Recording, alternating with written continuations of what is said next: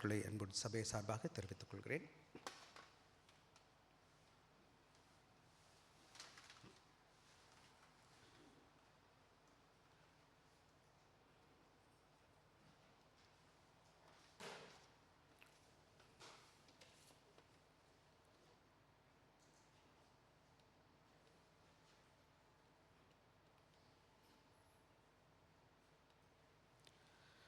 தேவன் கொடுத்ததான பெரிய பாக்கியத்திற்காக ஸ்தோத்திரிக்கிறேன்.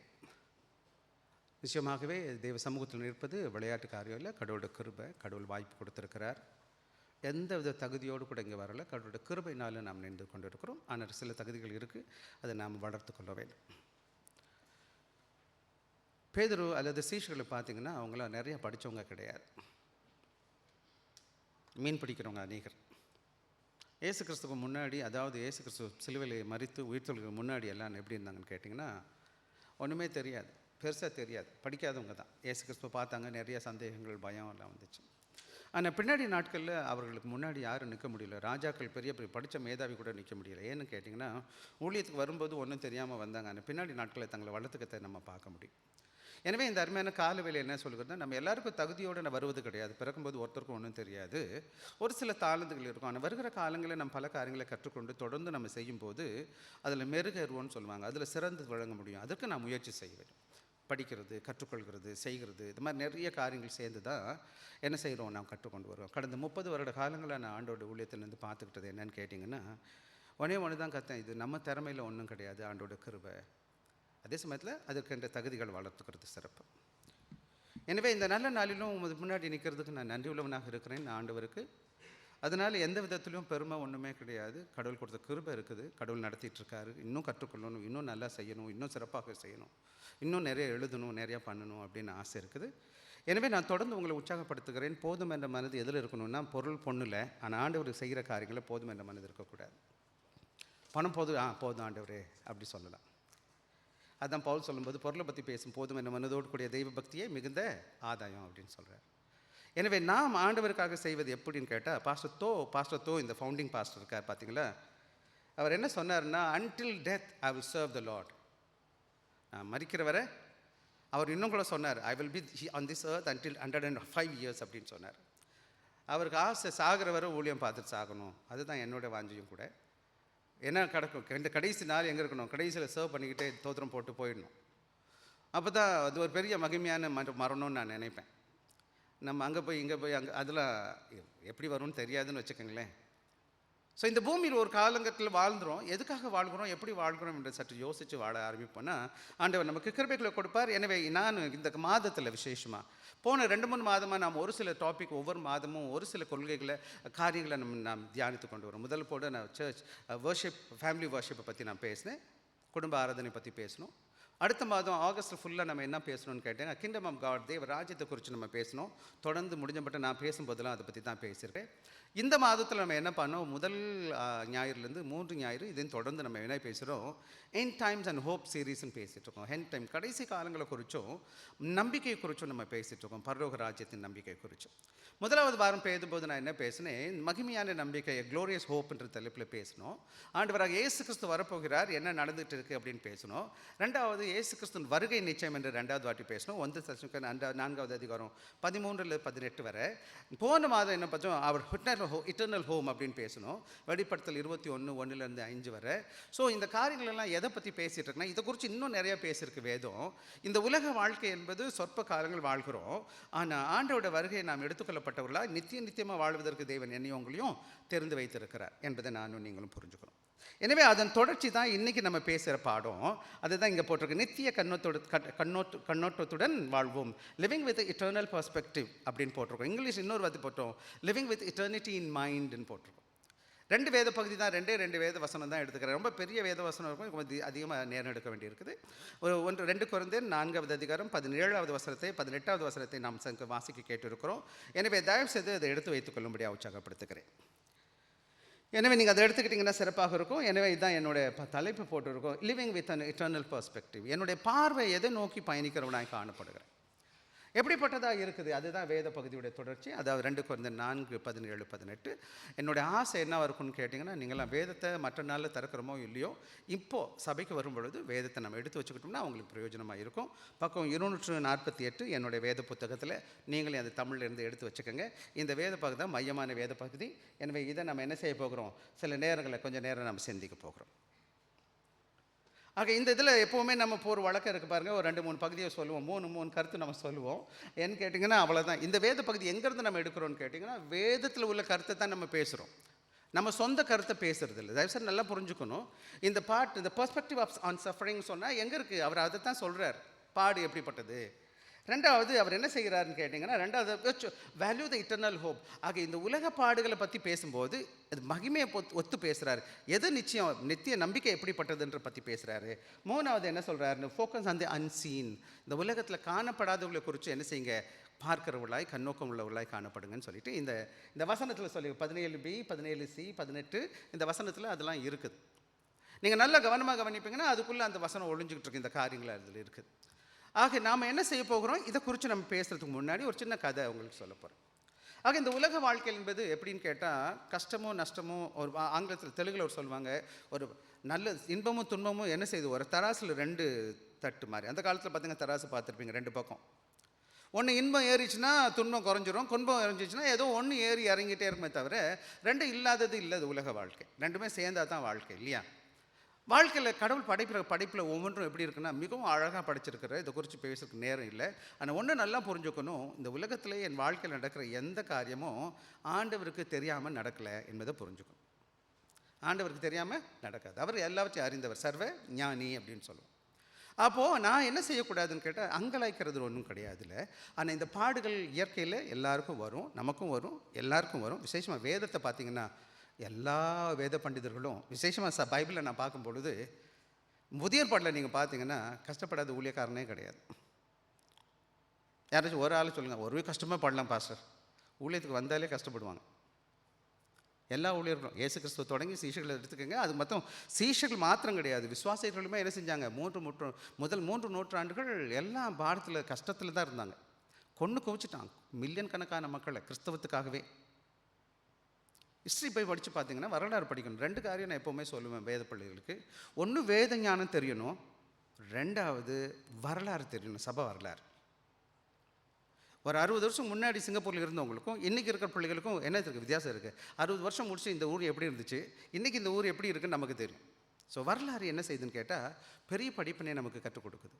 ஆனால் பல வேலைகள் என்ன பிரச்சனைன்னு கேட்டிங்கன்னா, 2மே எனக்கு சரியாக தெரியல, அதுதான் பிரச்சனை. சரி போட்டோம். ஒரே ஒரு கதையை சொல்லிவிட்டு நான் போக விரும்புகிறேன். ஒரு முறை ஒரு கம்பெனியில் ஆள் எடுத்தாங்க, ஒரு பெரிய மேனேஜர் பெரிய போஸ்ட்டுக்கு எடுத்தாங்க. அப்போ போஸ்ட்டுக்கு எடுத்த உடனே நிறையா பேர் அப்ளை பண்ணாங்க, நிறைய பேர் என்ன செஞ்சாங்க, வந்தாங்க. அங்கே இந்த மேனேஜ்மெண்ட் என்ன பண்ணாங்கன்னு கேட்டிங்கன்னா, அவங்களுக்கு இன்டர்வியூக்கு முன்னாடி ஒரு பெரிய புஃபே த்ரோ பண்ணிட்டாங்க, நிறைய பெரிய சாப்பாடு. எல்லோரும் என்ன செஞ்சாங்கன்னு கேட்டிங்கன்னா, வந்தாங்க, எல்லோரும் சாப்பாடு எடுத்தாங்க, நல்லா சாப்பிட்டுட்டு பேசிகிட்டு இருக்கிறாங்க. எல்லாம் வச்சுருக்குறாங்க, இனிப்பு வச்சுருக்குறாங்க, எல்லா விதமான உணவுகள் அங்கே நிறையா இருக்குது.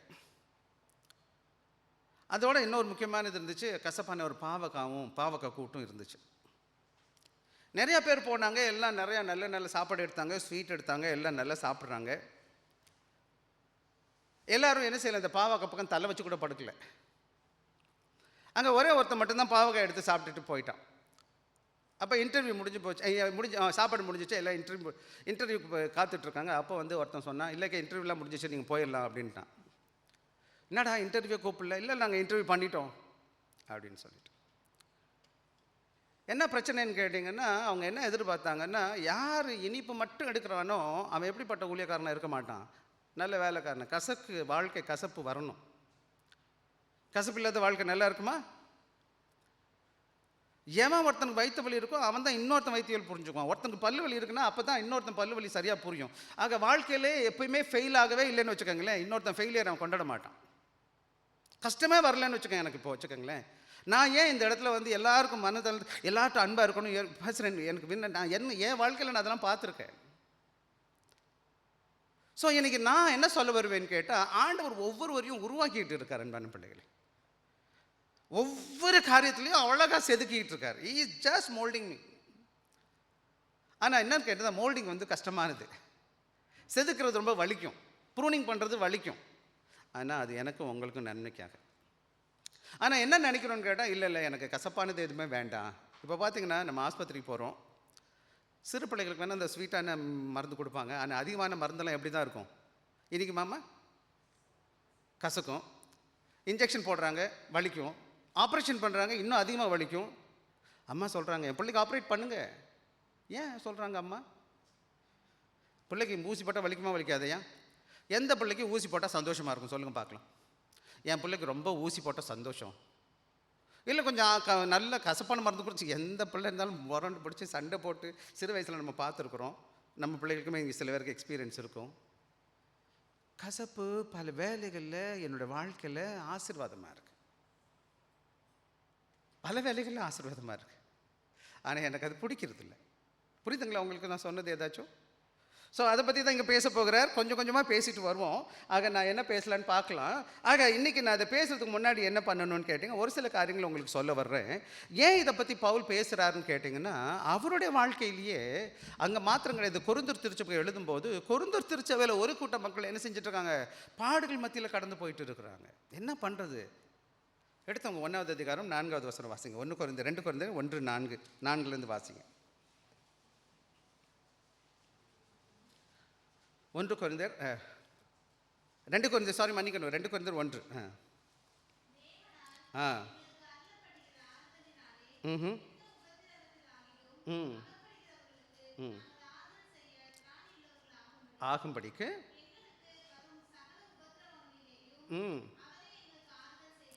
அந்த தொடர்ந்து நீ 8லேருந்து 10 வரை வாசிப்பீங்கன்னு சொன்னோம். அவர் என்ன சொல்லிட்டே வர்றாருன்னு கேட்டிங்கன்னா, அந்த பாடுகளை பற்றியே இப்போ சார் 8வது வசனம் வாசிங்களா பாவம். ம் ம் ம் மனதில்லை, என்னவெனில் அற்றுப்போகத்தக்கதாக மிஞ்சின நாங்கள் மரித்து போவோன்ற அளவுக்கு 9வது வசனம் கூட ம் ஆஹா ம் வருமென்று மரணம் வர்ற அளவுக்கு அந்த சோதனை வந்துச்சு, உபத்திரம் வந்துச்சு. 10வது வசனம். ம் ம் ம் ஆக பவுல் என்ன சொல்லும்போது, இந்த நிருபத்தை தொடங்கும் போதே ஆறுதல் படுத்துகிறவர் என்ன செய்கிறார், உபத்திரவத்தை குறித்து 4வது வசனத்து 10வது வசனத்தை பேசிகிட்டு இருக்காரு. அதை குறித்து பேசிகிட்டே வராது. காரணம் என்னன்னா, கொரிந்து திருச்சபையில் எப்படிப்பட்ட மக்கள் இருக்கிறாங்கன்னா அப்படிப்பட்ட மக்கள் இருக்காங்க. அது மாத்திரம் கிடையாது, அவருடைய வாழ்க்கையில் அவங்க என்ன செய்கிறாங்க, நிறைய நெருக்கத்தை கொடுக்குறாங்க. ஊழியத்தில் வந்துட்டிங்கன்னா எல்லாம் கிடையாது, பெட்டர் ப்ரோசஸ்ன்னு சொல்ல முடியாது. ஊழியத்தின் பாதையில் நம்ம எல்லாருக்கும் முன்னாடி நின்று பேசணுன்னா, ஆண்டவருக்கு நான் உண்மையாக இருக்கணும், என் கடமை. எல்லாருக்கும் சத்தியத்தை சத்தியமாக சொல்லணும். ஆனால் அப்படி சொல்லும்போது எல்லாருக்கும் பிடிக்குமானா பிடிக்கிறது இல்லை. நான் அதையும் பார்த்துட்டேன். நான் ஆண்டவருக்கு உண்மையாக இருக்கட்டுமா உங்களுக்கு உண்மையாக இருக்கட்டுமான்னு எனக்கு தெரியல. எல்லாரையும் ப்ளீஸ் பண்ணுற மாதிரி பேசினா ஆண்டவருக்கு பிரியம் இல்லாமல் இருக்கிறேன் நான். பவுல் என்ன பண்ணுறாரு, இப்போ இயேசு கிறிஸ்துவையோ சீஷர்களையோ அடித்ததுக்கு ஒரே காரணம் என்னன்னு கேட்டால், ஆண்டோடைய வார்த்தையை சொல்லி கொடுக்குறான், நம்முடைய வார்த்தையை சொல்லலை அவங்க. இங்கே கூட நீங்கள் பார்த்தீங்கன்னா பவுலை கேள்வி கேட்குறான், நீ என்ன பெரிய ஊழியக்காரனான்னு சொல்லி சேலஞ்ச் பண்ணுறாங்க. 11வது அப்புறமா வாசிக்க போகிறோம். அவர் பெரிய பட்டியலிடுறார், 1 2 3 4 5 நிறைய ஒரு பட்டியல் போட்டுட்ருக்காரு. 23லேருந்து 28 வரை வாசித்து பார்ப்போம். அப்புறமா 2 கொரிந்தர் 11லேயே அவ்வளோ ஸ்ட்ரகிள் மத்தியில் போயிட்டு உபத்திரவத்தை மத்தியில் போயிட்டு இருக்கிறார். அதனால தான் 7வது வசனம் வாசிக்கிறேன். 4 7 வாசிப்போம்.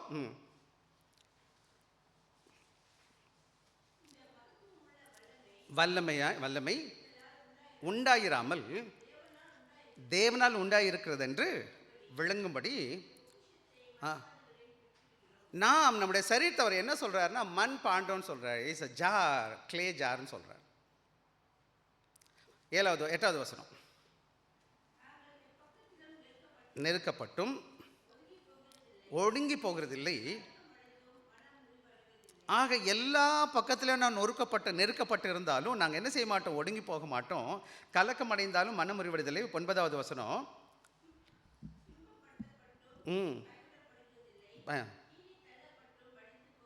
மடிந்து போகிறது ஆனபடியினாலே 16வது வசனம். சோர்ந்து போகிறதில்லை, அழிந்தும் ஆக பவுல் என்ன சொல்ல வருகிறாருன்னு கேட்டிங்கன்னா, எங்களுக்கு எல்லா பக்கத்திலும் நெருக்கம் இருக்குது, எல்லா பக்கத்திலும் கலக்கம் இருக்குது, எங்களுக்கு துன்பம் எல்லா டைரக்ஷன்லேருந்து வந்துட்டுருக்கு. பல வேலைகளை சபையில் வந்து பார்த்தீங்கன்னு சொன்னால், ஊழியங்களை பார்த்தோன்னு சொன்னால், ஊழியம் செய்கிற எல்லாருக்கும் சொல்கிற காரியம், நீங்கள் வெளியிலேருந்து மட்டும் வராது, உள்ளுக்குள்ளேருந்து நிறையா வரும், நம்ம குடும்பத்திலேருந்து வரும். நான் ஒவ்வொன்றா பார்த்துட்டுருக்கேன், ஏன் தனிப்பட்ட வாழ்க்கையில் கூட பார்க்குறேன். எல்லா வித காரியங்கள்லேருந்து நெருக்கம் வருகிறது. ஊழியத்தை தொடர்ந்து செய்வது வந்து சேலஞ்சு, ரொம்ப பெரிய சேலஞ்ச் விஷயம். பவுல் காலங்களில் ரொம்ப ரொம்ப முக்கியமான பிரச்சனையாக இருந்துச்சு. இன்றைக்காச்சும் விடுதலோடு நம்ம தேவனை ஆராதிக்க முடியுது, பேச முடியுது, கடவுள் வழி நடத்திக்கிட்டு இருக்கார், அருமையான இடத்தை கருத்தர் கொடுத்துருக்கிறார்.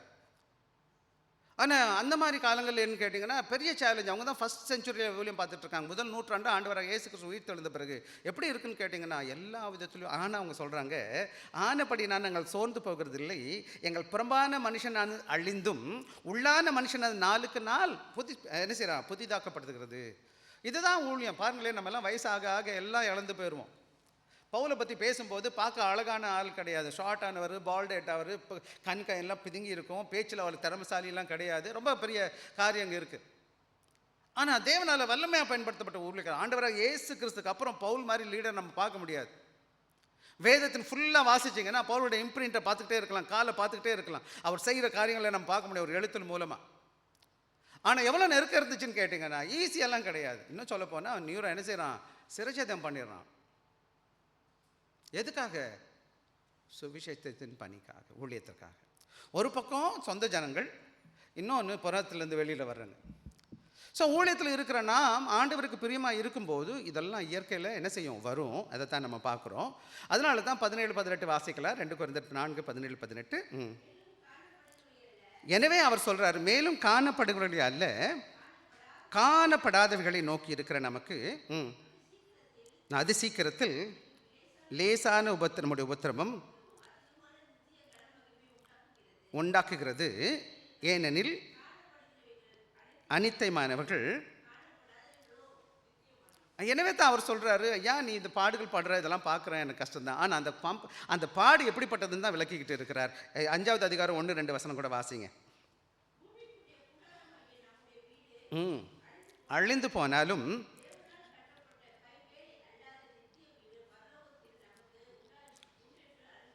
ஆக இந்த உலகத்தின் வீடு, இந்த சரீரம் அழிஞ்சு போகலாம், நம்ம சொன்ன பொன் பொருள் எல்லாம் அழிஞ்சு போகும். ஆண்டவர் நமக்கு என்ன, தேவனால் கட்டப்பட்ட கை வேலை அல்லாத நித்திய வீடு பரலோகத்தில் நமக்கு உண்டு என்று அறிந்திருக்கிறோம். ஏனெனில் வாசிப்போம்.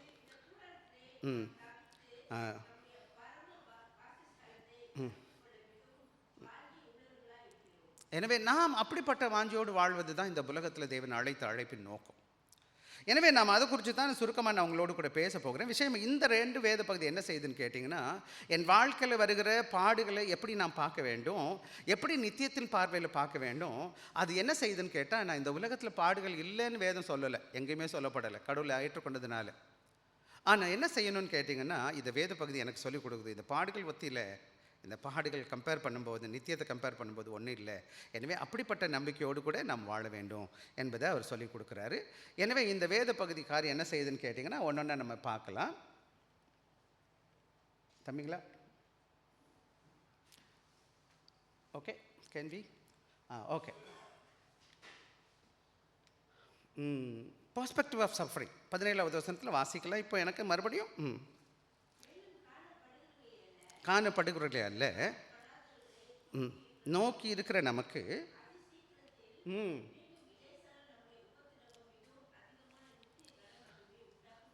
இந்த 17b பாருங்களேன். 17 முதல் பகுதி காணப்படுவர்களை காணப்படுவதை நோக்கி இருக்கிற நமக்கு அது சீக்கிரத்தில் நீங்கும் இந்த லேசான உபத்திரவம். இந்த வேதத்தில் நீங்கள் நல்லா கவனமாக கவனிக்க முடியும். இந்த சீக்கிரம் எப்படின்னு கேட்டிங்கன்னா 3 முக்கியமான வசனத்தை இங்கே பார்க்கலாம். முதலாவது அது சீக்கிரத்தில் அப்படின்னு போட்டிருக்கு. எவ்வளோ சீக்கிரம்? அது சீக்கிரத்தில் நீங்கிறது. இங்கிலீஷில் பார்த்தா மொமெண்டரின்னு இங்கிலீஷில் வார்த்தை போட்டிருக்கு. பருட்டிக்கா இந்த வேர்ப் அட்வர்ப் போட்டிருக்குது. இங்கிலீஷில் போடுறது for a while temporary transient short time. இன்னும் சொல்ல போனால் இம்மீடியட்லி அப்படின்னு ஒரு வார்த்தை. எவ்வளோ வேகமாக போகுதா? வேகமாக. அப்போ இந்த உலகத்தில் பார்வையில் பார்க்கும்போது மொமெண்டரி அப்ளிகேஷன்றது என்ன சொல்லுதுன்னு கேட்டிங்கன்னா, என்ன பண்ணுதுன்னு கேட்டிங்கன்னா, இந்த மொமெண்டரின்ற வார்த்தை எதை சொல்லுதுன்னு கேட்டிங்கன்னா, நம்முடைய பாடு பெருசு தான். இந்த உலகத்தின் பார்வையில் மனிதர்களை கம்பேர் பண்ணும்போது பெரிதாக தான் இருக்குது. ஈவன் இந்த லைஃப் டைமில் பார்க்கும்பொழுது அல்லது பிரெத் கம்பேர் டு இட்டர்னிட்டி, நம்முடைய இந்த உலகத்தின் பார்வையில் நித்தியத்தை பார்க்கும்பொழுது என்னுடைய பாடு இந்த உலகத்தில் கொஞ்ச காலம். மொமெண்டரி, அது சீக்கிரத்தில். இங்கிலீஷில் அது சீக்கிரம் வார்த்தை மொமெண்டரின்னு வார்த்தை போட்டிருக்காங்க, தமிழில் மொழிபெயர்க்கும் போது. அப்போ எதனால் நம்ம என்ன செய்யக்கூடாதுன்னு கேட்டிங்கன்னா, பால் ரிமைன்ஸ் ட்ரையல் ஆர் ஃப்ளீட்டிங் அவே, என்ன போகுது, அது கடந்து போகிறதாய் காணப்படுகிறது. ரெண்டாவது முக்கியமான காரியம் என்னன்னு கேட்டிங்கன்னா, த லைட்டுன்னு போடுறது. என்னதுமா அதில் வசனம் என்ன சொல்லுது, அது லேசான, என்னதுமா லைட்டுன்னா என்னதுமா வெயிட் இல்லை. அது இங்கிலீஷில் பாருங்களேன், இது எலப்ராஸ்ன்னு ஒரு Greek word. Not heavy, easy to bear, not burdensome, not difficult to bear, having little weight, easy to be lifted, borne or carried by physical strength. பல வேலைகளில் இது என்ன சொல்ல வருதுன்னு கேட்டிங்கன்னா, இது எவ்வளோ லகுவானதுன்னு கேட்டிங்கன்னா, என்னுடைய சரீர பலத்தால் என்னால் தூக்க முடியும். ஹெவியாக இல்லை, ரொம்ப பாரமாக. சில வேலையை வச்சுக்கோங்களேன், எனக்கு ஒரு 50 கிலோ 60 கிலோ 100 கிலோ தூக்கி வச்சா என்னால் தாங்க முடியாது, தூக்க முடியாது. ஒரு 5 கிலோ கொடுத்தா 10 கிலோ கொடுத்தா என்னால் தூக்கிட்டு போயிடுவேன். ஸோ வேதத்தை அடிப்படையில் எனக்கு தேவன் கொடுக்குற 1 Corinthians 10:13 வீட்டில் வாசிக்க, இப்போ நேரம் இல்லை வாசிக்க வேணாம். எனக்கு கொடுக்குற இந்த பாரம் இருக்குது பார்த்தீங்களா, அல்லது இது கஷ்டம் இருக்குது பார்த்தீங்களா, என்னால் சகிக்கக்கூடியதை கருத்தாரு. வேணா வாசிக்கலாமே, 1 Corinthians 10:13 வாசிங்க. அல்லாமல் வேறே சோதனை உங்களுக்கு நேரிடவில்லை, தேவன் உண்மையுள்ளவராக இருக்கிறார், மேலாக சோதிக்கப்படுவதற்கு அவர் இடம் கொடாமல் தாங்கத்தக்க சோதனையோடு கூட. ஆக நானும் நீங்களும் கவனமாக இருக்கணும். தேவன் எனக்கு ஒரு காரியத்தை கொடுக்குறாருன்னு வச்சுக்கோங்களேன். இப்போ நான் பிள்ளைகளுக்கு டெஸ்ட்டு கொடுக்குறேன், இந்த தம்பி எழுதுக்கிறேன், பிஎஸ்சி எக்ஸாம் வச்சுருக்கிறோம். என் பிள்ளைக்கு என்ன டெஸ்ட்டு நான் கொடுப்பேன்? அவன் பிஎஸ்சியில் படிக்கிறான்னா பிஎஸ்சி லெவல் தான் டெஸ்ட்டு கொடுப்பேன். அவனுக்கு ஓ லெவல் கொடுக்க மாட்டேன், ஏ லெவல் கொடுக்க மாட்டேன், டிகிரி மாஸ்டர் லெவலில் கொடுக்க மாட்டேன் நான். ஏன்னா அவனுடைய ஸ்ட்ரென்த் எனக்கு தெரியும். அதே போல் சில வேலைகளில் தேவன் என் வாழ்க்கையில் சில காரியங்களை அனுமதிக்கிறார் எனக்கு அல்ல உங்களுக்கு. அது எப்படிப்பட்டதுன்னு கேட்டால், நித்தியத்தின் பார்வையில் அங்கே தான் சொல்லும்போது light affliction Paul did not minimise suffering but he places it in right perspective. சரியான பார்வையில் நம்ம பார்ப்பதற்கு கற்றுக் கொடுக்குறார். இந்த வாழ்க்கையில் வரும் பிரச்சனை, எனக்கு கஷ்டங்கள் வரும், மனபாரம் வரும், போராட்டம் வரும், பிரச்சனைகள் வரத்தான் செய்ய போகுது. எல்லாரும் மனிதர்கள் தானே, பாவ உள்ள மனிதர்கள் தானே, எல்லாரும் நமக்கு சாதகமாக இருக்க முடியுமா, எல்லா சூழ்நிலையும் எனக்கு பிரியமாக இருக்க முடியுமானா இருக்காது. அதுதான் உலகம். பிள்ளைகளுக்கு சொல்லும்போது விசேஷமாக பாருங்களேன், வாகனம் ஓட்டும்போது, வாகனம் டிரைவ் பண்ண பிறகு சொல்லிக் கொடுப்பான். ஒன்று என்ன சொல்லுவான்னு கேட்டிங்கன்னா, சொல்லுவான் இந்த வார்த்தை. லைசன்ஸ் எடுத்தவங்க சிலருக்கு தெரியும், இல்லாட்டி சொல்லிக் கொடுப்பாங்க. என்ன சொல்லுவாங்க? Expect unexpected. என்ன சொல்லணுமா? எக்ஸ்பெக்ட் இல்லை, எல்லாமே நல்லா தான் இருக்கும், போங்க இடிச்சுக்கிட்டு உட்காருங்க அப்படின்னு சொல்ல மாட்டான் அவன். எதிர்பார்க்காததை. ரோட்டில் ஏன் இவ்வளோ சிக்னல் வச்சுருக்கிறோம்? ஏன் போலீஸ் ஸ்டேஷன் வச்சுருக்கோம்? ஏன் எவ்வளோ ஸ்ட்ரிக்டாக இருக்கிறோம்? எப்போயோ தானே பாம்பு ஃபயர் ஆகுது, எதுக்கு ஒரு டிபார்ட்மெண்ட்டே ஃபயர் டிபார்ட்மெண்ட் வச்சுருக்கிறோம்? ஏன் போலீஸ் எப்போ பாம்பு திருடிக்கிட்டா இருக்கானுங்க? ரோட்டில் எல்லா இடத்துலையுமே ஆக்சிடென்ட் நடந்துட்டுருக்கு. எத்தனை பேர் ஆக்சிடென்ட் டெய்லி போய் ஆக்சிடென்ட் ஆகிட்டு இருக்கீங்க? எப்போயோ நடக்குது இல்லையா? வாழ்க்கையில் இது மாதிரி தான் வாழ்க்கையில் வரும். ஒரு சில நேரங்களில் வரும். எனவே தான் பவுல் சொல்றார், we seems unbearable now will one day seem light in comparison to glory that God has in store for us. ஆக இந்த மகிமைக்கு பார்க்கும் பொழுது இந்த பாடு நிச்சயம் எனக்கு கஷ்டம். பிள்ளை டெஸ்ட்டுக்கு போகிறான், பாஸ் எழுதுறான், அப்போ கஷ்டப்படுறான், அம்மாவுக்கும் கஷ்டம், என்னடா என் பிள்ளை கஷ்டப்படுறானே, படிக்கிறானே நைட்டு பகலுன்னு சொல்லி வருத்தமாக தான் இருக்குது. ஆனால் மகிமை கம்பேர் பண்ணும்போது அவன் பாஸ் ஆகி பிஎஸ்சியில் இல்லை நல்ல ஏ ஸ்டார் வாங்கிட்டு வரும்போது எப்படி இருக்குமா? எப்படிமா இருக்கும்? படித்த பிள்ளைங்க என் பிள்ளை சூப்பராக பண்ணிட்டாங்க, அந்த பரீட்சை வரலன்னா அவன் ஏ ஸ்டார் வாங்க முடியாது. தெரியுமா உங்களுக்கு? இந்த ஒலிம்பியன் என்ன செய்கிறான்? 4 வருஷம் ஓடுறான், ட்ரெயின் பண்ணுறான், காலையில் சாப்பிடல, தூங்கலை, படுக்கலை, சாப்பிடல, எல்லாமே பண்ணுறான். அந்த ஃபைனல் டே வருது, அவன் என்ன செய்கிறான்? வெற்றி பெற்றுட்டு வர்றான், அன்றைக்கி மெடல் கிடைக்கிது. மெடல் கிடைச்சது என்ன செய்கிறான்? அந்த பாடுகள் எல்லாம் கொஞ்சம் நேரத்தில் என்ன செஞ்சிடும்? மறந்துடும். அதே மாதிரி தான் பிள்ளைகள் பெக்கும்போது, அந்த ப்ரெக்னன்சியில் கர்ப்பமாகும்போது, குழந்தை பெக்கிறதுக்கு 9 மாதம் 10 மாதம் பட்டு கடைசியில் அந்த பேபி ஒரு நாள் வெளியில் வந்துருச்சுன்னு வச்சுக்கோங்களேன், இவ்வளோ பாடு மறந்துடுவோம் நம்ம எல்லோரும் உடனே. ஸோ இந்த பாடுடைய கம்பேரிஷனை பண்ணும்போது பவுல் என்ன சொல்கிறாரு? அது லேசான உபத்திரமும் அது சீக்கிரத்தில் முடிஞ்சு போயிடும். எப்படின்னு சொல்லிட்டு என்ன சொல்கிறாருன்னு கேட்டிங்கன்னா, அஃப்ளிக்ஷன் டெம்பரரி அண்ட் டிரான்ஸ்ஃபார்மேட்டிவ். அதனால என்ன நடக்கும்னு கேட்டிங்கன்னா, இந்த பாடு எனக்கு வரும்போது மிக கஷ்டமாக தான் இருக்குது, இல்லைன்னு நான் சொல்ல மாட்டேன். அதான் இங்கிலீஷில் சொல்கிறாரு இதை பற்றி, ரியல் ஹார்ட்ஷிப். இந்த உலகத்தில் பாடு இருக்குது. All discuss elsewhere worth repeating. Affliction are life indent but by God to make us better, not bitter. ஆக இந்த சரீரத்தில் வர்ற பாடுகளை தேவன் என் வாழ்க்கையில் அனுமதிச்சிருக்காரு. நல்லா நான் புரிஞ்சுக்கணும். நான் அப்படி தான் நான் கற்றுருக்கேன் என் பாடத்தில். வேதம் முழுவதும் வேத பண்டிதர்களை வாசித்து பார்த்தீங்கன்னா எந்த அஃப்ளிக்ஷனுமே சரி ஆண்டவர் என் வாழ்க்கையில் அனுமதிக்காமல் என் லைஃப்பில் நடக்கிறதில்ல. ரெண்டாவது, எதுக்கு ஆண்டவர் செய்கிறாருன்னு கேட்டிங்கன்னா, இந்த காரியத்தை கூட அது என்னையே நல்ல நிலைமைக்கு மாற்றுவதற்கு. எல்லா டெஸ்ட்டுக்கு பின்னாடி ஒரு வெற்றி இருக்குது. அந்த வெற்றி அந்த சில வேலை நல்லா செய்யலைன்னா நமக்கு தோல்வி இருக்குன்றது ஒன்று பார்க்கலாம். ஆனால் எப்போவுமே ஒரு நோக்கம் இருக்குது. ஒவ்வொரு டெஸ்ட்லையும் ஒவ்வொரு ஃபெயிலில் கூட நல்லது கற்றுட்ருக்கோம். வெற்றி பெற்றாலும் இந்த உலகத்தின் பார்வையில் வெற்றி தோல்வி ரெண்டுலேயுமே பாடம் இருந்துக்கிட்டே இருக்குது. கடவுள் என்னை மாற்றிக்கிட்டே இருக்கிறார். இன்னும் சொல்ல போனாமா, எனக்கு அந்த பிரச்சனை வந்த பிறகு நான் வேறு மாதிரி ஆயிடுறேன். அந்த காரியத்தை பார்க்குறத எனக்கு கஷ்டமே வரல. அப்போ என்ன செய்யாது, எனக்கு தெரியல அந்த உணர்வு எப்படி இருக்குது, என்ன செய்கிறாங்கன்னு சொல்லிட்டு. நீங்கள் நிறைய ஏழை ஜனங்க வர்றாங்க, பசியோட பட்டினியோடு இருக்கிறாங்க. எனக்கு பசியனே தெரில, எப்படி நான் அவங்களுக்கு ட்ரீட் பண்ணுவேன்? ஓ பசியா அப்படின்னு சொல்லி, அதான் யாக்கோபில் சொல்கிறாருல்ல, பல வேலைகளை எனக்கு தெரியல, யார் எப்படி கஷ்டப்படுறான்னு சொல்லிட்டு ஆண்டவர் என்னை அதன் வழியில் கொண்டு போகிறார். So there are for our good, they are for our good and for his glory. அவர் க்ளோரி என்னதுக்கு ஆண்டவர் இந்த வாழ்க்கையில் எனக்கு எது கொடுக்குறாருன்னு கேட்டிங்கன்னா, இந்த மூணாவது பாயிண்ட் சொல்லுது, அஃப்ளிக்ஷன் டெம்பரரி இட் டிரான்ஸ்ஃபார்மேட்டிவ். என்ன செய்யுது, தற்காலிகமாக இருந்தாலும் கூட அது என்னுடைய மாற்றத்திற்காக தேவன் அனுமதிக்கிறார். நான் அந்த அந்த ஃபயர் டனலுக்குள்ளே அந்த கிளினுக்குள்ளே அந்த என்னது இந்த பாத்திரம்லாம் உருவாக்குவாங்க பார்த்தீங்களா, அந்த அந்த இது என்ன செய்கிறது, அது என்ன சொல்கிறது தமிழில் சொல்லுது, குயவர்கள்லாம் என்ன செய்வாங்கன்னு கேட்டிங்கன்னா, என்னம்மா பாட்டர் என்ன செய்வார்னு கேட்டால், அந்த எல்லாத்தையும் பாட்டெல்லாம் நல்லா செஞ்சு அழகாக அடுக்கி அந்த கொகை என்னன்னு சொல்கிறது மறந்து போயிட்டேனே தமிழில், என்னப்பா சொல்கிறது, சூளையில் வச்சு சூளைக்குள்ளே கொண்டு போனால் எப்படிப்பா இருக்கும், இருக்கிறதுல ரொம்ப டெம்பரேச்சர் ஹையில் வைப்பான். அந்த டெம்பரேச்சர் விட்டு வெளியில் வந்த பிறகு தான் அது பயனுள்ள பாத்திரமாக மாறும். அது பவுல் சொல்கிறார், பேதுரு சொல்கிறார் அதை பற்றி பேசும்போது. ஸோ வாழ்க்கை என்பது இதெல்லாம் ப்ராசஸிங். எனவே ஒரு சில வேகமாக சொல்லிட்டு போயிடலாம். ஆக இதை குறித்து வேதத்தில் பல இடங்களில் சொல்லியிருக்கோம். ரொம்ப 8:18 ஒரு ஆள் வாசிங்க எனக்காக, வாசிப்போம் வேகமாக. 8:18. ஆதலால் இக்காலத்து பாடுகள் இனி நம்மிடத்தில் வெளிப்படும் மகிமைக்கு ஒப்பிடத்தக்கவைகள் அல்லவென்று. ஆக இந்த உலகத்தின் பாடுகள், இக்காலத்து பாடுகள், இந்த சரீர பாடுகள் லேசானது, அது சீக்கிரத்தில் முடிஞ்சு போகிறது. என்ன செய்யும், இந்த உலகத்தில் ஒப்பிட முடியாது. யாக்கோபு 1:12 சொல்லுது, நானே வாசிச்சிட்றேன்.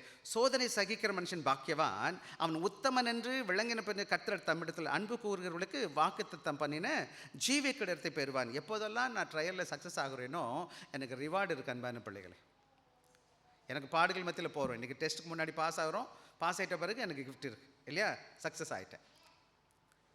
1 பேதுரு 5:10 வாசிங்க எனக்குலாக.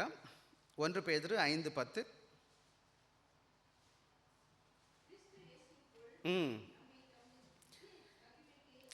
அழைத்தவராய் இருக்கிற சகல கிருபையும் பொருந்திய தேவதாமே கொஞ்ச காலம் சீர்படுத்தி ஸ்திரப்படுத்தி பலப்படுத்தி நிறுத்துவாராக. எனக்கு கடவுள் சில வேலைகளில் இந்த உலகத்தில் அழைத்த ஆண்டவர் என்ன செய்கிறார், சில வேலைகளை இந்த பாடுகள் மத்தியில் அனுபவிக்க அனுமதிக்கிற ஆண்டவர் எனக்கு என்ன செய்கிறார், அதன் வாயிலாக எனக்கு சீர்படுத்துகிறாரு, ஸ்திரப்படுத்துகிறாரு, பலப்படுத்துகிறார். ஒரு ஊழியக்காரர் 3 விதமான ஏன் அதை லைட்டுன்னு சொல்கிறாருன்னு சொல்லிட்டு உலகம் சொல்கிறாரு, இந்த பாவத்தை கம்பேர் பண்ணும்போது இந்த பாடு கொஞ்சம்தான் அப்படின்னு சொல்கிறார். இன்னொரு சொல்கிறாரு, இங்கிலீஷில் பார்த்த, it is light in comparison sin. Paul சொல்கிறாரு, இந்த பாவ மனுஷனை விடுவிக்கிறது யாரு அப்படின்னு கேட்குறாரு.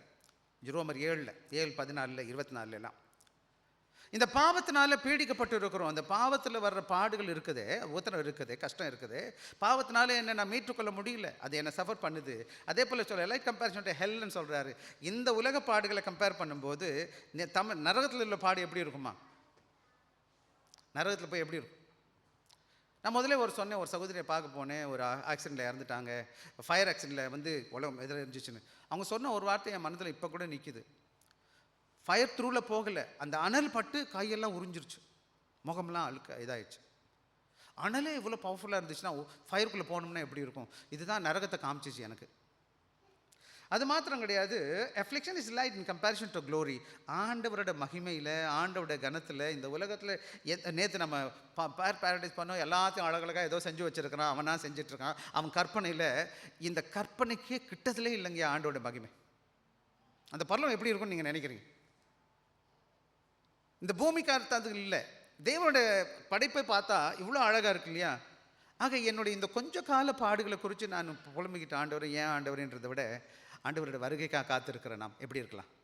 சரி, வாங்க நம்ம அடுத்ததுக்கு போயிடலாம். இப்போ வேதத்தில் பல உதாரணங்களை நீங்கள் பார்க்க முடியும் இந்த பாடுகள் மத்தியில் கடந்து போனோம். முக்கியமான ஒரு ஆள் யாருன்னு கேட்டிங்கன்னா, யோபை பற்றி நமக்கு நல்லா தெரியும். யோபுடைய வாழ்க்கையை நம்ம பேசியிருக்கிறோம். பல வேலைகள் யோபு மாதிரி சஃபர் பண்ணது இன்னொரு கேரக்டர் நம்ம பார்க்க முடியாது. அதாவது கர்த்தர் கொடுத்தார், கர்த்தர் எடுத்தார்னு சொன்னவர். ஒரு முக்கியமான வேத வசனம் வாசிக்கலாம். யோபு 13:15 வேணால் வாசிச்சிருவோம். எனக்காக டைம் ஆகிட்டுருக்கு, பார்க்கலாம், வாசிப்போம்.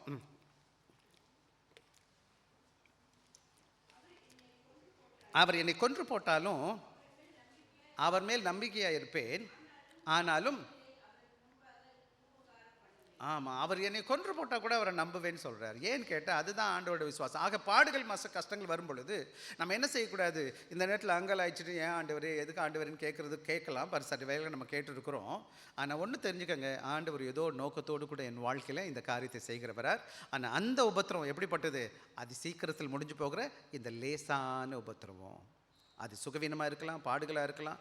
யோசேப் என்ற ஒரு கேரக்டர் நமக்கு தெரியும் பழைய ஏற்பாட்டில். யோசேப் அன்னைங்க 10 பேர் சேர்ந்து குத்தி குழியில் போடுறாங்க.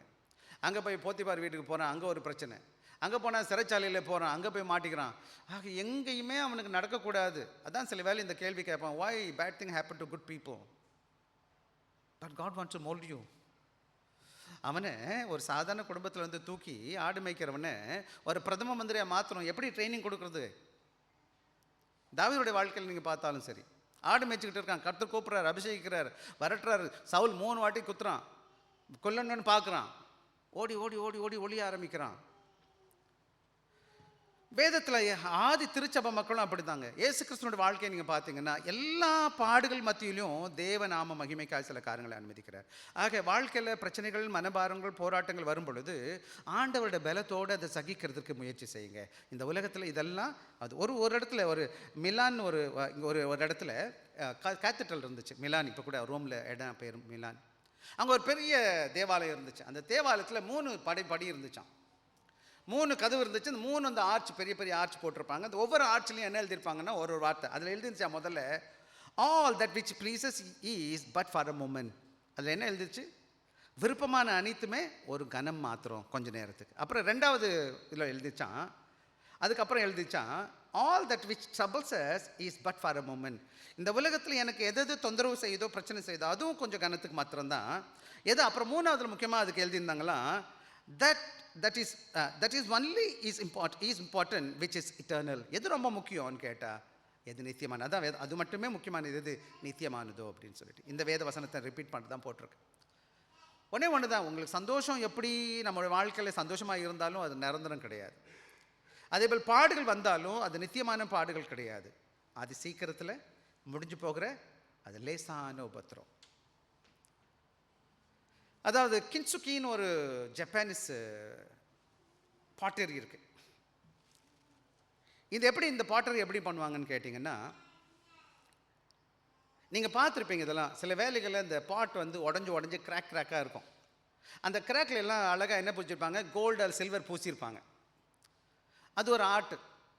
அது எதுக்கு நம்ம பயன்படுத்துனாங்கன்னு கேட்டிங்கன்னா, இந்த கின்சுக்கி என்ன செய்யணும்னு கேட்டிங்கன்னா, என்ன சொல்ல வர்றா, இது உடைக்கப்பட்ட அந்த அழகை கடவுள் நம்ம மாதிரி ஆட்கள் உடைக்கப்பட்டு கடவுளால் பயன்படுத்துகிறோம் பார்த்தீங்களா.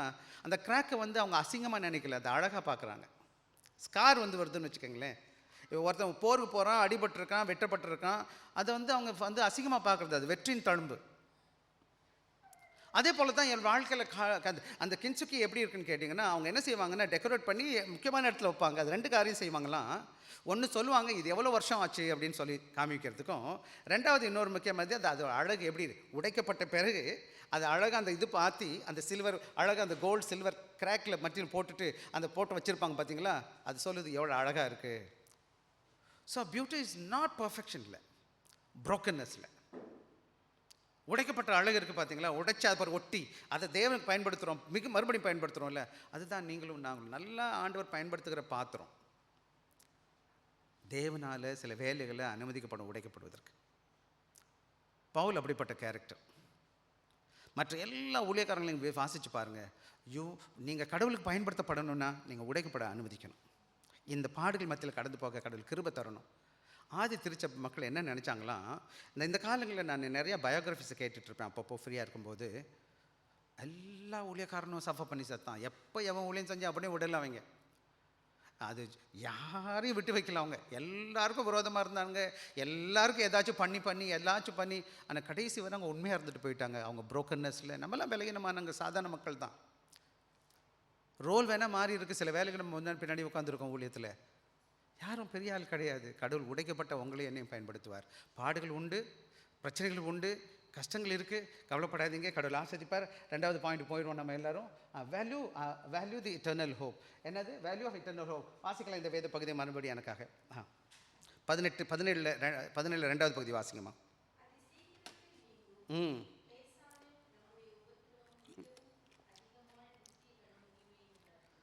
ஆக இந்த உலக பாடுகள் என்னுடைய வாழ்க்கை கொஞ்ச காலம். இன்னொன்று, இந்த ஒரு முக்கியமான பாடம் இருக்குது. நம்முடைய life on this earth is very minimal.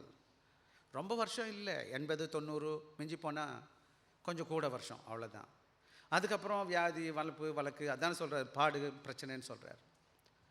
ஆக இந்த உலகத்தின் பாடுகள் கொஞ்சம் காலங்கள் இருந்தால் கூட இதில் 3 முக்கியமான காரியத்திலிருந்தே நம்ம பார்க்க மட்டும். இதில் அவர் கம்பேர் பண்ணுறாரு பாருங்கள், மிகவும் அதிகமான நித்திய கனமகையும் உண்டாக்கும். இட்டர்னல் அப்படின்னு சொல்கிறார். எத்தனை நித்தியமானது. இவர் என்ன பார்க்குறாருன்னா, என்ன சொல்ல வர்றாருன்னு கேட்டிங்கன்னா, உங்கள் உலக பாடுகளை இந்த உலகத்திலேருந்து பார்க்காதீங்க, நித்தியத்தின் கண்ணோட்டத்தில் பாருங்கள். எப்படி பார்க்கணும்? Looking beyond physical and temporal world. இந்த உலகத்துலேருந்து பார்க்கும்போது பிரச்சனையாக தான் இருக்கும். நான் என் வீட்லேயே உட்காந்துக்கிட்டு என்னை மட்டும் பார்த்துக்கிட்டே இருந்து வச்சுக்கோங்க கண்ணாடியில், நானே இருக்கிறதுலே மோசமாக கஷ்டப்படுற மாதிரி தெரியும். ஆனால் இந்த உலகத்தை விட்டுட்டு நான் வெளியில் போய் இல்லை ஆஸ்பத்திரிக்கு போய் அல்ல மற்ற கஷ்டப்படுறவங்களை பார்க்கும்போது, விசேஷமாக நான் ஏழைகளை பார்க்கும்போது நான் சந்தோஷப்படுவேன், ஆண்டவர் என்னை நல்லா வச்சுருக்கிறாரு. அதே போல் இந்த உலகத்தின் பார்வையில் நான் பார்த்துக்கிட்டே இருக்கேன்னா நான் கஷ்டப்படுவேன். ஆனால் பரலோகத்தில் எனக்கு மகிமையின் தேவன் இருக்கிறார். அப்படிப்பட்ட காரியங்களோடு இந்த உலகத்தில் நான் பார்க்கணுமே தவிர, கடவுள் கொடுத்த வாக்குத்தத்தம் இருக்குது என்பதை புரிஞ்சுக்கணும். இதில் 3 காரியங்களை நம்ம பார்க்க போகிறோம். ஒரு காரியம் மொமெண்டரி இட்டர்னல்னு சொல்லுவாங்க. என்னதுமா இட்டர்னல்னா என்னமா அர்த்தம்? இந்த பாடுகள் வேகமாக போக போது கடவுளோட நித்திய மகிமை இருக்குது, கடவுள் கொடுத்துருக்குற எனக்கு நித்தியத்தை கொடுப்பேன்னு சொல்லிட்டு, அந்த நித்தியம் எப்படி இருக்கும்? Never ending inheritance in God's people. கடவுளோடு கூட சதா தேவனோடு கூட வாழ போகிறேன். இந்த இந்த உலக வாழ்க்கை கொஞ்ச காலங்கள் மாத்திரம் அந்த பாடுகள் இருக்குது எனக்கு, கொஞ்ச காலம், மேபி மொமெண்ட்ரி, அது சீக்கிரத்தில் முடிஞ்சு போக போகுது.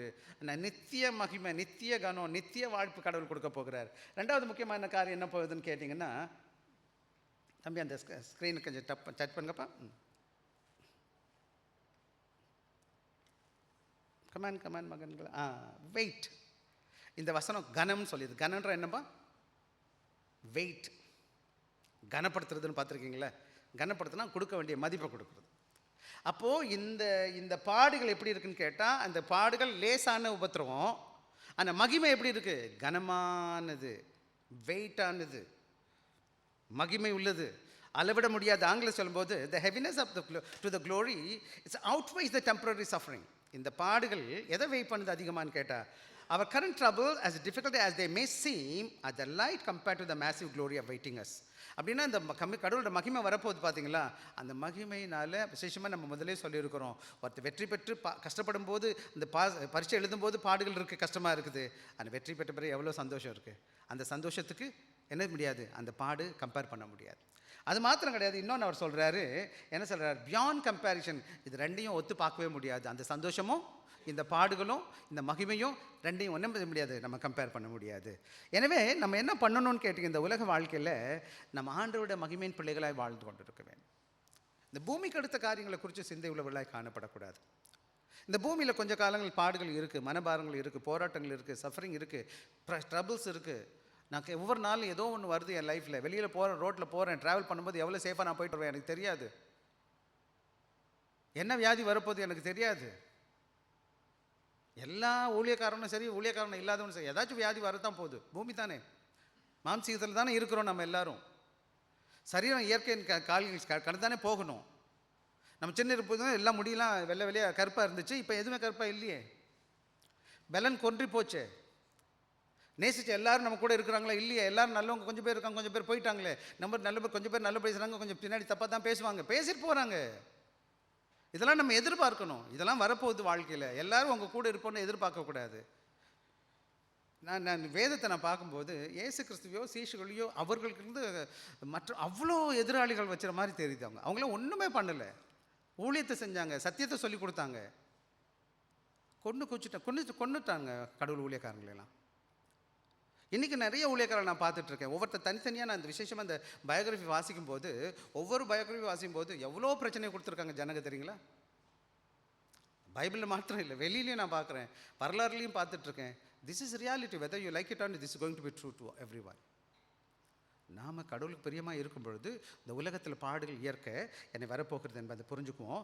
ஆக உதாரணமாக பார்க்கும்போது ஆபிரகாம் என்ன செஞ்சாருன்னு கேட்டிங்கன்னா, வாசிக்கலாம், எனக்காக ஒரே ஒரு வேத பகுதியை வாசிங்க. ரோமர் 4:20-21 வாசிங்க. ரோமர் 4:20-21.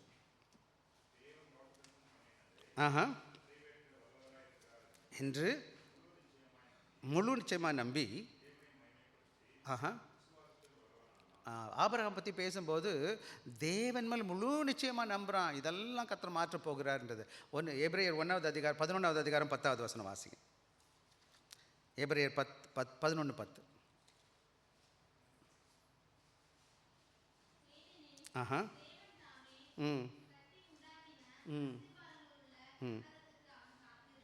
ஆபிரகாம் பற்றி பேசும்போது 8வது வசனத்தில் தொடர்ந்து வாசிச்சுட்டே வந்தீங்கன்னா, ஆபிரகாம் என்ன செய்கிறான், கீழ்ப்படிந்து போகிறான். அவனுக்கு என்ன நம்பிக்கை இருந்துச்சுன்னு கேட்டால், தேவன் என்ன செய்வாராம், பரலோகத்தை கொடுப்பார். அதான் சொல்லுது, தேவன் தாமே கட்டி உண்டாக்கின அஸ்திபாரங்கள் உள்ள நகரத்துக்கு அவன் காத்திருந்தான். ஆபிரகாம் பற்றி பேசும்போது அவனோட நம்பிக்கை என்ன இருந்துச்சுன்னா, இந்த பூமிக்கு அடுத்த காரியங்களை குறிச்சுக்கல, நித்தியத்தை குறித்து. அதே போல் பவுலுடைய வாழ்க்கையை நம்ம பார்த்துருக்குறோம். அதே போல் பேதுருவை நீங்கள் பார்க்க முடியும். பேதுருடைய வார்த்தை அது வாசிக்கலாம் எனக்காக. 1 பேதுரு 1வது அதிகாரம் 3-4 வசனம் வாசிப்போம்.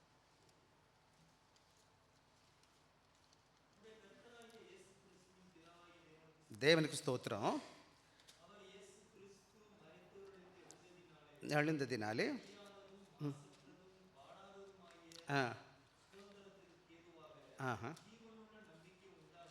பொடி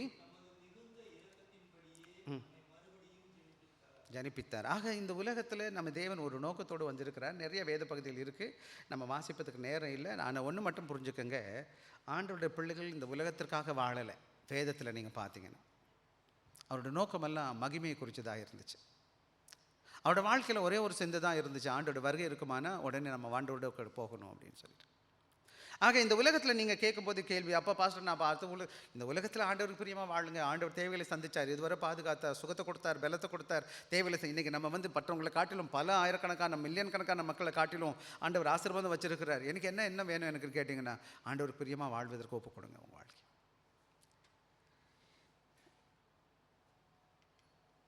அது மாத்திரம் கிடையாது, க்ளோரி இட்டர்னல் அண்ட் வெயிட்டி. அந்த நித்திய மகிமை எப்படிப்பட்டா, நித்தியமும் கனமுள்ளதாக இருக்குது இந்த பாடுகளை ஒத்தி பேசும்போது. சரியா, அடுத்தது போயிடுவோம் நம்ம எல்லாரும். ஃபோக்கஸ் அந்த அன்சீன். 18வது வசனம் வாசிங்கம்மா எனக்காக. ஏனெனில் காணப்படுகிறவைகள் அநித்தியமானவைகள், காணப்படாதவைகளோ. ஆக இன்னைக்கு நீங்களும் நானும், அதாவது 17வது வசனத்தை கூட இதை நீங்கள் பார்க்க முடியும். 17 கூட பாருங்கம்மா எனக்கு முதல் பகுதி. மேலும் நமக்கு என்ன பார்க்கணும். ஆக என்ன பார்க்கணும்னு கேட்டேன்னா, அவர் எதை நோக்கி இருக்கிறோன்னு சொல்கிறாரு, காணப்படுகிறோடைய அல்ல, காணப்படாதவர்கள் நோக்கி இருக்கிற நமக்குன்னு சொல்லிட்டு அப்புறம் தான் அந்த பாடுகளை பற்றி பேசுகிறாரு. அதுக்கப்புறம் தான் மேலே 2வது வசனம் சொல்கிறாரு, நான் எதை பார்த்து வாழணும்னு கேட்டிங்கன்னா, காண்கிற பொருள் அல்ல. எல்லாம் இந்த காரியங்கள் எல்லாம் அழிஞ்சிரும், எல்லாம் அழிஞ்சு போயிடும். நீங்கள் சில வேலைகளை மிடில் ஈஸ்டோ மற்ற நாடுகளுக்கு போனீங்கன்னா, பெரிய பெரிய பெரிய ராஜாக்கள் இருந்தாங்கன்னு படிச்சிருப்போம். அவங்க அரண்மனை ஒன்றுமே இன்றைக்கி ஒன்றுமே இல்லை, பார்த்துருக்கீங்களா?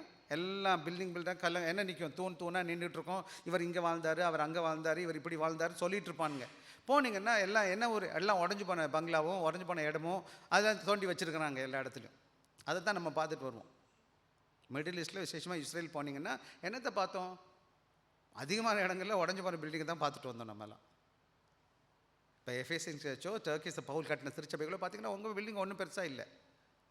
அதெல்லாம் என்ன செய்யுது, அவங்க வாழ்ந்தாங்கன்ற அடையாளத்தை கொடுக்குதே தவிர எங்கே இருக்குன்னா நிரந்தரமாக இல்லை ஒன்றுமே. இதெல்லாம் அழிஞ்சு போகும். அங்கே இருந்த மக்களும் அழிஞ்சு போயிட்டாங்க. ஆக ஆங்கிலத்தில் சொல்கிறாரு, இதற்கு believers to priority spiritual reality over material reality. ஆக இந்த பூமிக்குரிய காரியங்களை குறித்தும் நித்திய காரியங்களை குறித்தும் இந்த மனித காரியங்களை குறித்தும் மெட்டீரியலிசம்னு ஒரு முக்கியமான ஒரு பாடம் இருக்குது. என்னென்னு கேட்டால், அந்த மனித உலக வாழ்க்கை பணம் பதவி பட்டம் பொருள்னு போட்டி போட்டுக்கிறத விட்டுட்டு இது தேவை இருக்குது, கடவுள் கொடுப்பாரு, கொடுத்துருக்கிறாரு, ஆனால் அதை என்னுடைய மையமாக வைத்து வாழாதபடி நித்தியத்துக்கு போகிறேன்னா காணப்படாத மகிமையான காரியங்களை குறித்து நான் என்ன செய்யணும். Paul here shifts our focus from material to spiritual form, spiritual from seen to unseen. அது மாத்திரம் கிடையாது, இந்த உலகத்தில் என்ன இருக்குன்னு கேட்டால் பெயின், லாஸ், டிஃபிகல்ட்டிஸ், அன்சர்டனிட்டிஸ் இருக்குது. But Paul encourages to fix a gaze what is unseen on the promise of God and hope of eternal life and reality by heaven. ஆக இதை குறித்து நாம் சிந்திப்பதற்கு நேரத்தை எடுத்துக்கொள்வோம். ஒன்று, ஆண்டவர் கொடுத்த வாக்கு தத்துவம். ரெண்டாவது, ஹோப் ஆஃப் இட்டர்னல் லைஃப், ஆண்டவர் நித்திய வாழ்க்கை கொடுத்துருக்கிறார். மூணாவது என்னது, பரலோகத்தின் உண்மை. வேதத்தில் நிறைய இடங்களில் பேசியிருக்கான் சகோதரனே சகோதரியே. எனவே things that R not seen, எதை பாருங்கள் அவர் என்ன சொல்கிறாருன்னு கேட்டேன். தட் ஆர் சீன் பற்றி பேசுகிறாரு. இதில் என்ன பேசுகிறார், முதல் பக்கம் பேசும்போது திங்ஸ் தட் ஆர் சீன், பார்க்குறது. த வேர்ல்ட் அரவுண்ட் அஸ், இந்த உலகத்தில் இருக்கிற நான், இந்த சர்க்கம்ஸ்டன்சஸ், இந்த சூழ்நிலை, இந்த பணம் பொருள் எனக்கு வச்சுருக்கிறேன், என்னோடய சரீரம், இதெல்லாம் நிரந்தரம் இல்லாது. என் சூழ்நிலை மாறி போயிடும். என்னோடய பொன் பொருள் கர்த்தர் கொடுத்துருக்கிறார், கொஞ்சம் நாளைக்கு இருக்கும். அதுக்கப்புறம் என்னோடய சரீரம் அழிஞ்சு போயிட்டே இருக்குது. Day by day I'm losing my strength, எல்லாம் போயிட்டே இருக்குது. ஆங்கிலத்தில் சொல்லுவாங்க ஃபேடிங் அவேன்னு சொல்லுவாங்க. காண போயிட்டே இருக்குது. ஒரு புல்லு மாதிரி, ஒரு வேப்பர் மாதிரி, ஒரு ஏர் பபுள் மாதிரி நம்மளோட ஜீவியம் இந்த காலத்தில். எனக்கு முன்னாடி வந்தவங்க நிறைய பேர் இல்லை. இன்னும் கொஞ்ச நாள் கழிச்சு நான் இந்த பூமியில் இருக்க மாட்டேன். ஏன்னா விருப்பப்பட்டாலும் என்னால் முடியாது. we are passing by, நான் கடந்து போயிட்டே இருக்கிறேன். Paul is reminding us not to place our ultimate hope or security is in what is here today, gone for tomorrow. ரெண்டாவது things that are unseen சொல்றாரு. ரெண்டாவது என்னது, things that are not seen. இதங்க சொல்றாரு, faith is assurance that's a hope for, conviction that is not seen. ஆக ஆண்டவருடைய பிள்ளைகளுக்கு விசுவாசம் 11வது அதிகாரம் கருது எபிரேயர் 11 சொல்லுது என்ன செய்யணும். விசுவாசம் என்பது என்னது, நம்பப்பட்ட உறுதியும் காணப்படாதவர்களின் நிச்சயமாக இருக்கிறது. ஆக என்னுடைய விசுவாச வாழ்க்கை எதோ ஒற்றுதாக இருக்கணும்னு கேட்டிங்கன்னா, நான் நம்புகிறேன் ஆண்டவர் இருக்கிறார், பரலோகம் இருக்குது, பரலோகம் வரப்போகுது, அந்த உறுதியில் என் வாழ்க்கை வாழ்வது. நான் பார்க்கல, பரலோகத்தில் சொல்லப்பட்ட கொஞ்சோண்டு கிளிம்ஸ் கொடுத்துருக்குது. So unseen reality, God's love, grace, eternal promises are what we must focus on because they are eternal, unchanging. இந்த உலக காரியங்கள் எல்லாம் மறந்து போகும். அதான் பவுல் சொல்லும்போது காண்கிற குறித்து கவலைப்படாத, காணாத நித்தியத்தை நோக்கி பயணிக்கணும்னு சொல்கிறார். வேதத்தில் பல இடங்களில் இந்த காரியங்கள் சொல்லப்பட்டிருக்கு. ஒரே ஒரு வேத வசந்த வாசம், கொலோசியர் 1வது அதிகாரம் 3வது அதிகாரம் 1-2 வாசிப்போம்.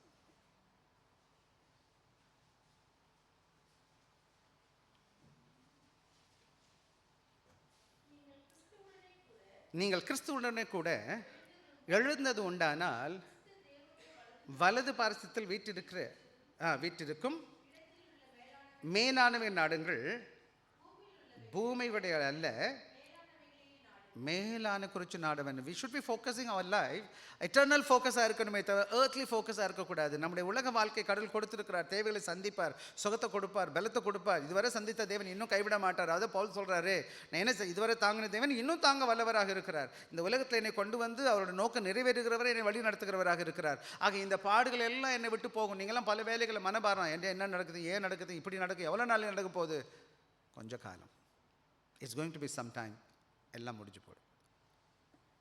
எனவே நானும் நீங்களும் வருத்தப்பட்டுட்டு உட்காந்துட்டு இருக்கிறதுனால என்ன நடக்கும்னு கேட்டிங்கன்னா, பெரிய ஆசீர்வாதம் வரப்போகிறது இல்லை. மோசையோட வாழ்க்கையை நம்ம பார்த்துருக்குறோம், ஆபிரகாமோட வாழ்க்கையை பார்த்துருக்குறோம், ஸ்தேவான்னு ஒரு சகோதரரை பார்க்குறோம். வேணா வாசிக்கலாம், ஸ்தேவானை பார்ப்போம். 7வது அதிகாரம், அப்போஸ்தலர் 7வது அதிகாரம் 55 56 வசனங்க எனக்காக. அப்போஸ்தலர் 7வது அதிகாரம் 56 57.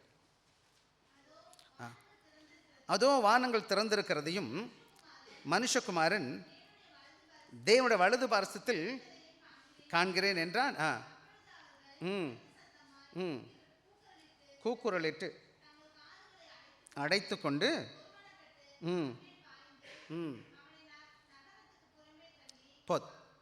முதல்ல அந்த வசனம் 56, அதோ வானங்கள் திறந்துக்கிறதையும் மனுஷகுமாரன் கையினுடைய வலது பாசம் நிற்கத்தக்கிறதையும் காண்கிறேன் என்றான். அவன் பாருங்கள், ஸ்தேவனை பற்றி உங்களுக்கு தெரியும் என்ன நடந்துச்சுன்னு சொல்லி. அவங்க எல்லாம் கல்லடிக்கிறாங்க.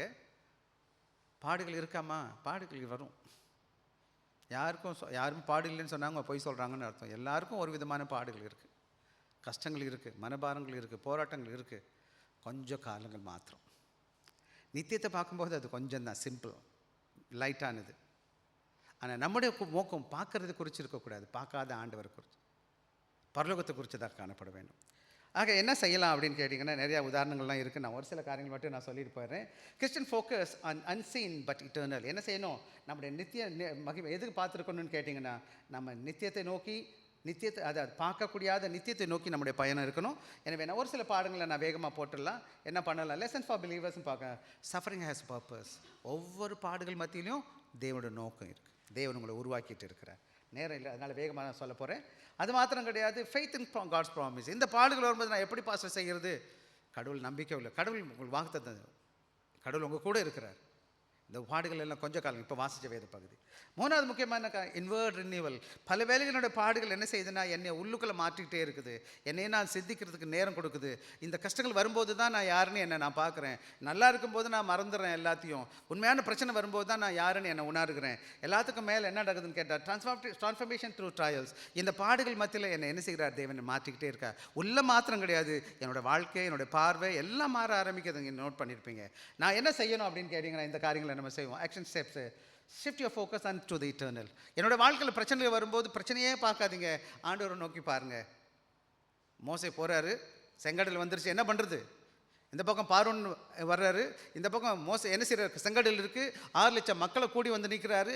ஒரே ஒரு இடம் தான் பார்க்க முடியும். பிரச்சனை வரும்போது என்ன பண்ண முடியும் நம்மளால்? பல வேலைகளை வசதி ஒரே ஒன்று தான் இருக்குது, ஹெவன். என்ன செய்யுங்கன்னு கேட்டிங்க, வசனம் சொல்லுது, daily reflection, spend each time reflecting on eternal truths. அது மாத்திரம் கிடையாது, meditate on verses of about eternity, remind your self that your true treasure is in heaven. ஆண்டவர் நித்தியத்தில் எனக்கு மகிமை. இந்த பாடுகள் கொஞ்சம் காலங்கள் இருக்குது, ஆனால் எனக்கு நித்தியத்தில் என்ன செய்கிறார்? நான் பல வேலைகளை பணம் இல்லை, பதவி இல்லை, மனம் இல்லை, அது இல்லை பரவாயில்ல, எல்லாம் எனக்கு இருக்குது பரலோகத்தில் ஆண்டவர்கிட்ட. ரெண்டாவது முக்கியமான காரியம் என்னென்னு கேட்டிங்கன்னா, என்ட்யூர் ஹார்ட்ஷிப் அண்ட் ஹோப். சில வேலைகளை கஷ்டத்தில் நான் போகிறேன்.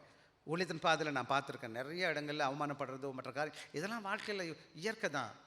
என்ன? Passion and trial. பல வேலைகளை பொறுமையாக இருங்க. கடவுள் பொறுமையில் உங்களை வழி நடத்திட்டு இருக்கார்.